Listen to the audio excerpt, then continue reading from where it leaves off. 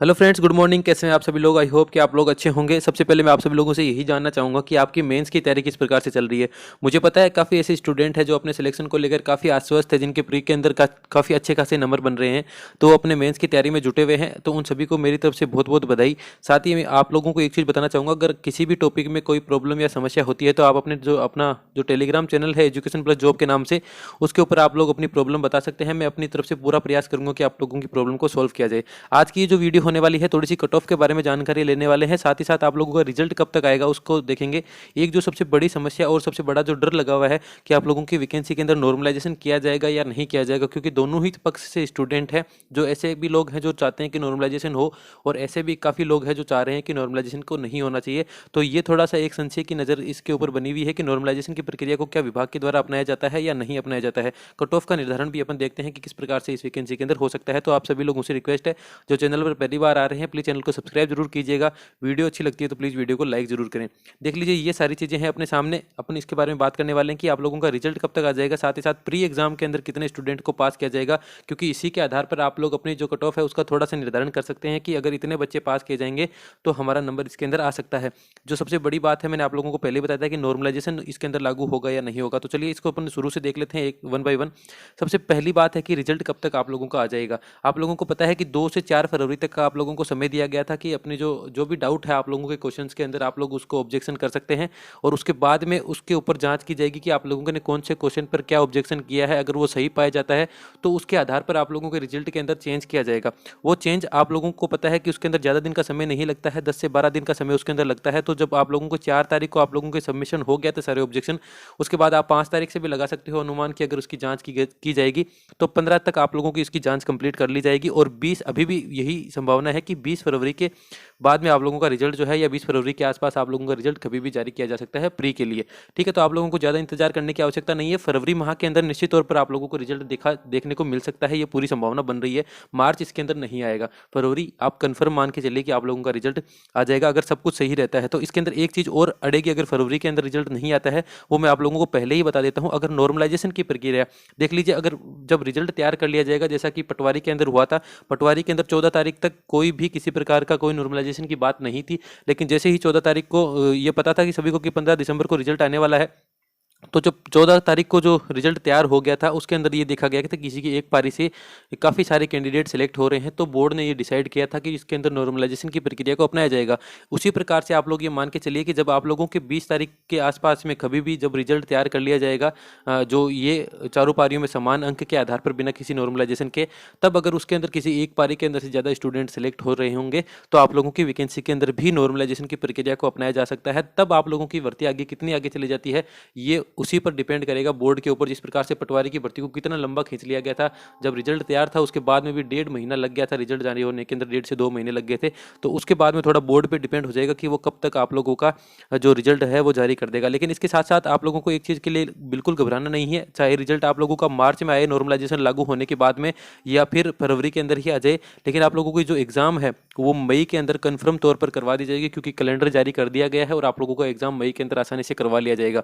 तो जो लोग भी अपने सिलेक्शन को लेकर श्योर है कि हमारा सिलेक्शन हो जाएगा, वो अपनी तैयारी को और अधिक अच्छे से तरीके से करते रहे। रिजल्ट का इंतजार बिल्कुल मत कीजिए, आप लोगों का आसानी से इसके अंदर सिलेक्शन हो जाएगा।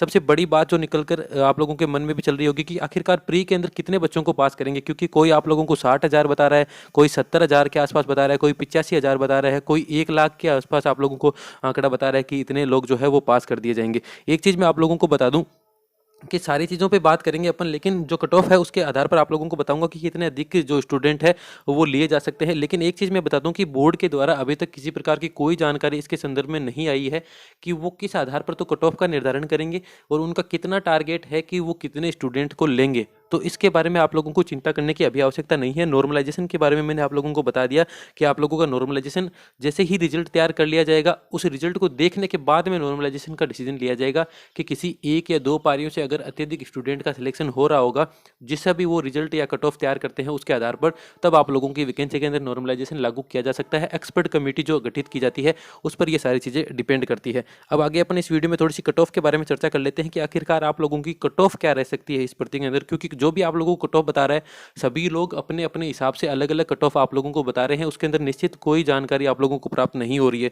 उसका कारण सबसे बड़ा यही है कि विभाग के द्वारा अभी तक इसके बारे में कोई ऐसी डिटेल जानकारी नहीं दी गई है, या फिर कोई ऐसा हिंट भी नहीं दिया गया है जिससे ये पता चल जाए कि आखिरकार विभाग किस आधार पर बच्चों का सिलेक्शन इसके अंदर प्री के अंदर क्लियर करने के लिए या मेंस के लिए करने वाला है। जो चीज़ें निकल कर सामने आ रही थी उसके बारे में थोड़ी सी बात कर लेते हैं। 3 चीज़ें आप लोगों को पता है निकल कर आई थी। सबसे पहले कि 15 गुना को लिया जाएगा, 15 गुना वाले रिजल्ट को, जो 15 गुना बच्चों को लिया जाएगा उसके ऊपर विभाग ने नोटिस जारी कर दिया गया कि 15 गुना वाला विचार हम नहीं रख रहे हैं, तो 15 गुना के आधार वाली तो बात ही खत्म हो गई।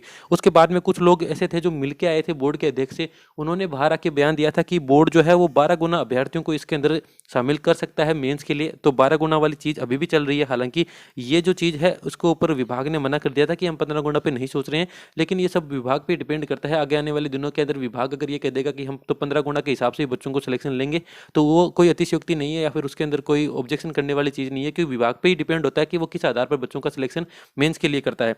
ठीक है ना। तो अभी ये एक रास्ते तो ये तीनों ही खुले हैं, आप लोग ये देख सकते हैं कि तीनों रास्ते खुले हैं, विभाग अपनी मर्जी से किसी में भी कर सकता है। लेकिन अगर कॉमन सेंस यूज किया जाए तो ये जो दूसरा है विकल्प आप लोगों को, एक चाहर सर करके नाम है, उन्होंने बताया था कि पासिंग मार्क्स के आधार पर भी आप लोगों का सिलेक्शन हो सकता है। तो बहुत ही कम नगण्य आप ये मान सकते हैं कि इसकी संभावना बन रही है कि पासिंग मार्क्स के आधार पर आप लोगों का इसके अंदर सिलेक्शन किया जाए। जो प्रीवियस भर्ती थी उसके अंदर क्योंकि नेगेटिव मार्किंग थी, जिसके कारण पासिंग मार्क्स पे किया गया था, बच्चों से पास ही नहीं हुआ था एग्जाम, इसलिए जो मिनिमम पासिंग मार्क्स रखे गए थे उसी के आधार पर सिलेक्शन किया गया था। और इस बार तो मिनिमम पासिंग मार्क्स को भी हटा दिया गया है, वो वाली चीज़ ही हटा दी गई है वर्दी के अंदर से कि आप लोगों को मिनिमम पासिंग मार्क्स लाने पड़ेंगे। तो उसके बारे में आप लोगों को चिंता करने की आवश्यकता नहीं है। अगर मिनिमम पासिंग मार्क्स के आधार पर इस वैकेंसी के अंदर प्री क्लियर करवाया गया तो आप लोग ये मान के चलिए कि 3 से 4 लाख तक जो अभ्यर्थी हैं वो अपना एग्जाम जो है वो क्रैक कर लेंगे, प्री जो क्लियर कर लेंगे और मेंस के अंदर बैठेंगे। तो इतनी अधिक मात्रा के अंदर मेंस विभाग मेरे हिसाब से तो नहीं करवाने वाला है। तो ये थोड़ा सा एक ऑप्शन है कि इसके आधार पर नहीं होगा। ये जो चीज़ निकल कर आ रही है कि इष्टतम स्कोर क्या है, उसके ऊपर काफ़ी सारी वीडियो आप लोग देख चुके होंगे, बड़े बड़े यूट्यूबर्स ने आप लोगों को समझा दिया होगा। SC और ST जो मैटर चल रहा है कि ST कैटेगरी का, माफ़ कीजिएगा, कि ST कैटेगरी के अंदर जो पुरुषों का मेल का जो स्कोर रहेगा उसी के आधार पर आप लोगों की EWS हो या चाहे OBC हो, चाहे जनरल कैटेगरी हो, चाहे SC हो, उन सभी के मेल्स कैंडिडेट का सिलेक्शन कर लिया जाएगा। लेकिन आप लोग एक चीज़ को थोड़ा सा देखिएगा कि अगर मान लीजिए 100 सीटें हैं, उसके अंदर से 10 सीट ST की है, तो 10 सीट ST की है तो विभाग ये डिसाइड करेगा ना कि 10 सीट पर हमें ST के कितने कैंडिडेट लेने हैं। ऐसा तो है नहीं कि पिछली वैकेंसी की तरह आप लोगों को ST के कैंडिडेट ही नहीं मिलेंगे जिनके नंबर नहीं आ रहे। आप लोग अधिक से कई वीडियो के अंदर जाके ये चीज़ देख सकते हो कि ST कैंडिडेट इतने सारे हैं जिनके 55 से प्लस नंबर बन रहे हैं, किसी के 50 प्लस नंबर बन रहे हैं। तो मिनिमम पासिंग मार्क्स वाली तो बात ही खत्म हो गई। ये दोनों चीज़ें हैं को रिलेटेड है एक दूसरे से, है ना। आप लोग इन दोनों को रिलेट करके देख सकते हो कि मिनिमम पासिंग मार्क्स पे अगर कोई बंदा नहीं पहुंच पा रहा है ST कैटेगरी का, तब इष्टतम स्कोर को देखा जाता है कि इष्टतम स्कोर जो है ST कैटेगरी के, मान लीजिए 10 पोस्ट है अपने पास और 100 पोस्ट के लिए अपन इनको 20 जनों को लेना है 2 गुना के अंदर, तब अगर 20 जनों का जो है इष्टतम स्कोर यानी न्यूनतम स्कोर जो है ST कैटेगरी के मेल कैंडिडेट का, वो अगर मान लीजिए आप लोग इस वैकेंसी के आधार पर अपन देखें तो कि 40 है, तब आप लोगों को सभी कैटेगरी के अंदर 40 वाला मेल कैंडिडेट जो है वो क्लियर कर देगा। लेकिन यहाँ पर तो काफ़ी अच्छे बच्चों के नंबर बन रहे हैं। तो बात तो यही आ गई ना कि एक सीट पर ST के कैंडिडेट को कितना लेगा विभाग, है ना। अगर ST कैंडिडेट के हिसाब से भी ये चीज़ निकल कर आएगी तो विभाग ST कैंडिडेट को एक सीट पर कितने कैंडिडेट को सिलेक्शन करेगा मेंस के लिए, तो बात तो वापस यही आएगी ना 15 गुना या 12 गुना वाली, कि कितने गुना बच्चों को वो इसके अंदर लेना चाहते हैं। तो उसी के आधार पर आप लोगों की कट ऑफ का निर्धारण होगा। आप लोगों को चिंता करने की आवश्यकता नहीं है। एक सेफ स्कोर की अगर अपन बात करें कि कितना आप लोगों का एक सेफ स्कोर रह सकता है जहां आप लोग अपने मेंस की तैयारी कर रहे हैं, 50 वालों को तो मैंने हर वीडियो के अंदर यही कहा है कि आप लोग अपने बेधड़क मेंस की तैयारी करो, आपको तो किसी प्रकार से सोचने की आवश्यकता ही नहीं है। ये तीनों रास्ते खुले हैं, किसी भी रास्ते से अगर आपका सिलेक्शन होता है तो आप लोग ये मान के चले कि आप लोगों का आसानी से सिलेक्शन हो जाएगा। ये जो चीज़ अपने इसके अंदर वीडियो के अंदर बात करी थी कि प्री एग्जाम के अंदर कितने बच्चों को पास किया जाएगा, तो आप लोग ये मान के चलिए कि आप लोगों को 65 से लेकर 1 लाख तक बच्चों का सिलेक्शन किया जा सकता है। इस ये आधे, अगर आप लोग कोई ये बता रहा है कि 70-80, तो वो सारे अपन मान सकते हैं क्योंकि किसी के पास में कोई ऑफिशियल जानकारी नहीं है जिसके आधार पर आप लोगों को बता दे। लेकिन आप लोग ये मान के चले कि इतने बच्चों को तो लिया जाएगा ही लिया जाएगा, चाहे वो इन तीनों के अंदर से कोई भी मेथड इसके अंदर अपना ले। अगर मिनिमम पासिंग मार्क्स वाला अपनाते हैं तो जैसे कि मैंने आप लोगों को बताया कि 3 से 4 लाख तक बच्चों को सिलेक्शन हो सकता है, तो इसकी संभावना थोड़ी कम लग रही है। लेकिन आप लोगों के अगर 50 से प्लस नंबर किसी के भी बन रहे हैं किसी भी कैटेगरी से, तो उनको निश्चित तौर पर अपनी तैयारी बहुत शानदार तरीके से करनी चाहिए। अब मैं आप लोगों को बता दूं कि एक सेफ स्कोर जो है वो आप लोग 45 मान के चल सकते हैं। कई लोग ऐसे बताएंगे कि सर आप 50 भी बता रहे हो और 45 बता रहे हो। 50 वालों को चिंता करने की भी आवश्यकता नहीं है। मैं एक चीज़ को अगर 2 बार बोल रहा हूं तो आप उसको थोड़ा सा समझने की कोशिश करें।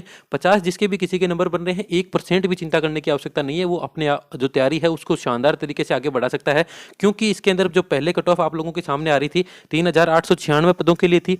अब आप लोगों के पास में जो कट ऑफ आ रही है, क्योंकि 1500 पद बढ़ गए हैं इसके अंदर, तो 1500 पद बढ़ने के बाद 5300 के लगभग इसके अंदर पद पहुंच जाएंगे। तो आप लोग क्यों चिंता कर रहे हो इसके बारे में? आप लोग बिल्कुल जो है जो 5000 के लगभग पद पहुंच जाएंगे। तो आप लोग बिल्कुल अच्छे से तैयारी करिए। जिसके भी 50 से प्लस नंबर बन रहे हैं वो बहुत अच्छे से अपनी सिलेक्शन को सिक्योर कर सकता है, तो उसको चिंता करने की आवश्यकता ही नहीं है। 45 प्लस वाला भी इसके अंदर मेन की तैयारी करे, मेंस एग्जाम की तैयारी करे। बिल्कुल आप लोगों के सपने साकार होंगे। अपनी मेंस की तैयारी को जोरदार तरीके से करते रहिए। आप सभी लोगों को पता है कि कितना बड़ा कंपटीशन इन दिनों में देखने को मिल रहा है, तो आप लोग चांस नहीं ले सकते हैं। इन तीनों के आधार पर अगर किसी का भी अपना लिया गया और आपका नंबर आ गया और आपने तैयारी नहीं करी है, तो फिर आप लोगों के पास में इतना समय नहीं बचेगा, क्योंकि काफ़ी बड़ा सिलेबस है आप लोगों का ग्राम विकास अधिकारी का। तो उसके आधार पर अपनी तैयारी को जारी रखिए। जो मेन टॉपिक है जो कि हर एक वैकेंसी के अंदर पूछे जाते हैं, आप लोग पहले उनको पढ़ लीजिए। अगर आप लोगों को कोई डाउट चल रहा है कि हमारा सिलेक्शन होगा या नहीं होगा, तो राजस्थान पुलिस की वैकेंसी आने वाली है, ग्राम विकास जो वनपाल वन रक्षक की वैकेंसी आगे आने वाली है, उसके अंदर आप लोग इसका फायदा उठा सकते हैं। रीट की वैकेंसी आने वाली है। रीट में तो चलिए राजस्थान जीके को नहीं इंक्लूड किया जाता है, लेकिन बाकी सारी चीज़ें आप पढ़ सकते हैं। आप लोगों को काफ़ी अच्छी जो है इसका फायदा मिलने वाला है। तो इस चीज़ को कभी लेकर मत चलिएगा कि मेरा सिलेक्शन होगा या नहीं होगा। आप लोगों को तो तैयारी करनी है। और इतने जो आप लोगों को मैंने नंबर बताए हैं, जो फीमेल कैंडिडेट है वो 40 के आसपास वाली सारी की सारी फीमेल कैंडिडेट अपनी तैयारी को जोर शोर से कर सकती है। तो आज की वीडियो में इतना ही। अगर आप लोगों को वीडियो अच्छी लगी हो तो प्लीज़ चैनल को सब्सक्राइब जरूर कीजिएगा और वीडियो को लाइक जरूर कीजिएगा, है ना। तो आज के लिए इतना ही। जय हिंद, वंदे मातरम।